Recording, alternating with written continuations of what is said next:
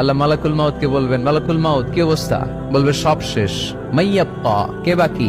মালাকুল মাউত বলবে জিনেরা বাকি, যাদেরকে দেখা যায় না। আল্লাহ বলবেন জিনদেরকেও শেষ করে ফেলো, রুহু কবজ করো। মালাকুল মাউত আজরাইল জিনদের রুহু কবজ করবে। আল্লাহ এবার জিজ্ঞেস করবে, ইয়া মালাকাল মাউত আখবিরনি মাইয়াব্বা, এবার বলো আর কে বাকি? মালাকুল মাউত বলবে, আল্লাহ মানুষগুলো সব শেষ, জিনগুলাও শেষ, এবার বাকি ইবলিস শয়তান। কে বাকি?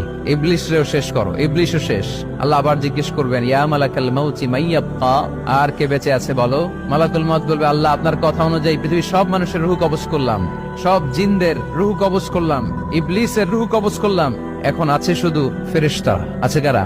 যাও ফেরেশতাদের রুহু কবজ করো। ফেরেশতাদের রুহু কবজ হয়ে যাবে। এবার আল্লাহ জিজ্ঞেস করবেন, ইয়া মালাকাল মাউত আখবিরনি মাইয়াব্বা। মালাকুল মাউত বলবে, আল্লাহ আপনার কথা মতো ধরে ধরে সব শেষ, ফেরেশতাও শেষ, 4 জন ছাড়া। কয়জন ছাড়া? জোরে বলেন, কয়জন ছাড়া? ইসরাফিল, জিব্রাইল, মিকাইল,